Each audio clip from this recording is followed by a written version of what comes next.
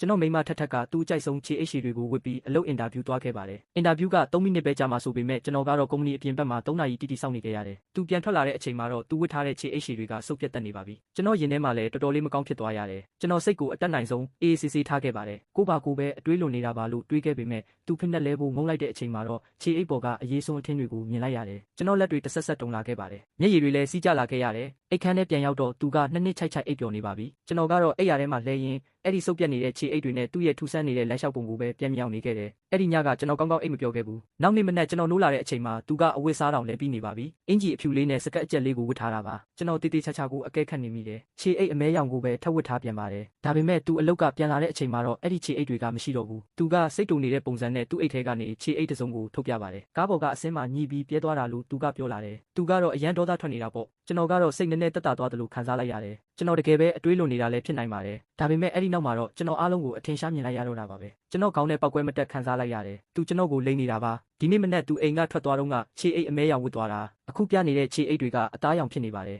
အရင်ကတန်တရားပဲရှိခဲ့ပေမဲ့အခုတော့မိုးကြိုးပစ်ချလိုက်တယ်လို့ခံစားလိုက်ရတယ်သူကျွန်တော်အပေါ်ဖောက်ပြန်နေပြီဆိုတာအခုတော့ကျင်းတည်သွားပါပြီသူငုံလိုက်တဲ့အချိန်မှာပေါင်တွင်းသားကအနီရောင်ကွက်တွေကိုမြင်လိုက်ရတယ်အဲ့ဒါတွေကအနမ်းပေးထားတဲ့အမှတ်သားတွေမှန်တိတာနေပါတယ်ကျွန်တော်တို့ကတက္ကသိုလ်တက်တုန်းကအချိန်ပိုင်းအလုပ်လုပ်ရင်းစုံခဲ့ကြတာပါဘွဲရပြီးတဲ့နောက်မှာတော့ကျွန်တော်တို့နှစ်ယောက်တူတူစီးပွားရေးတစ်ခုစတင်ခဲ့ကြတယ်မနက်တိုင်းမြို့အနှက်လိုက်ပြီးရင်းနှီးမြှုပ်နှံသူတွေကိုရှာခဲ့ရတယ်ညတိုင်းလဲဖောက်တယ်တွေကိုဧခံရင်အန်နဲ့အထိတောက်ခဲ့ကြရတာပါအခြေအနေခက်ခဲတုန်းကဆိုမနက်စာဆိုင်ကအချင်းထုတ်တွေကိုတောင်ခိုးယူခဲ့ရပါသေးတယ်ဒါပေမဲ့စူးစမ်းမှုတွေကအရာထင်ခဲ့ပါတယ်စီးပွားရေးကအောင်မြင်လာခဲ့တယ်ကျွန်တော်တို့ရဲ့ကုမ္ပဏီတေးသေးလေးကလည်းတကယ်ကိုကြီးထွားလာခဲ့ပါတယ်သူကအလုပ်ကနာပြီးကျွန်တော်ကိုပဲဝိုင်းဝန်းကူညီပေးမဲ့ဇနီးကောင်းတစ်ယောက်ဖြစ်ချင်တယ်လို့ပြောလာတယ်ကျွန်တော်လည်းချက်ချင်းပဲသဘောတူလိုက်တာပေါ့သူကျွန်တော်နဲ့တူတူအတော်လေးဒုက္ခခံခဲ့ပြီလေအဲ့ဒီအချိန်ကစပြီးသူအိမ်မှာပဲနေခဲ့တော့တယ်ဈေးဝယ်ထွက်တာလက်သေးချီသေးပြင်တာနဲ့အလှပရေးရတွေပဲလုပ်နေတော့တယ်ဒါပေမဲ့သူကျွန်တော်အပေါ်တော့ဘယ်တော့မှဂရုမစိုက်ပဲမနေခဲ့ပါဘူးကျွန်တော်ရဲ့ဝတ်စုံတွေကအမြဲတမ်းမီးပူတိုက်ပြီးသားပါအိမ်ပြန်ရောက်တိုင်းလဲပူပူနွေးနွေးထမင်းတွေကအစင်တင်ပဲဒါပေမဲ့အဲ့ဒီလိုပြောစရာတွေက3နှစ်ပဲခံခဲ့ပါတယ်သူစပြီးတော့ညှဉ်းညူလာခဲ့တယ်သူကားကတငယ်ချင်းတွေရဲ့ကားလောက်မကောင်းဘူးလို့ပြောလာတယ်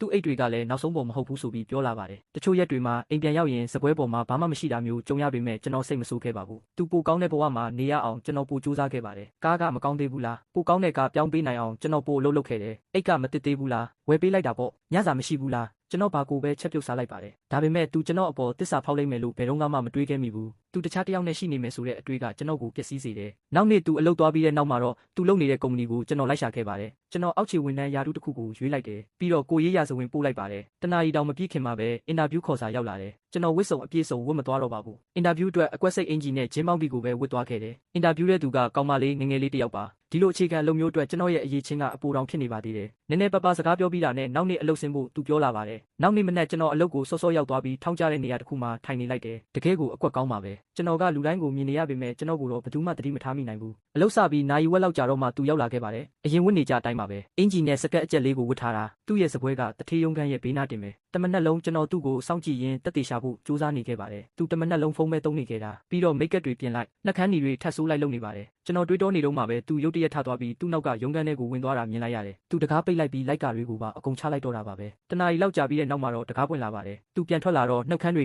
ကနီးရဲပြီးဖူးယောင်နေတာပဲသူ့အင်ဂျီတွေကလည်းတကိုယ်လုံးကြေမွားနေတာပါပဲသူကဖျို့ဖျဲဖြစ်နေတဲ့စပင်းတွေကိုပြင်ရင်တန့်စင်ကန်းဘက်ကိုထွက်သွားခဲ့တယ်ကျွန်တော်တန့်စင်ကန်းတကားကိုစိုက်ကြည့်နေမိတယ်အဲ့ဒီအချိန်မှာကျွန်တော်ဘေးကလှုပ်ဖို့ကိုင်ဘက်ကကျွန်တော်ကိုတရောင်နဲ့လာတိုက်ပါတယ်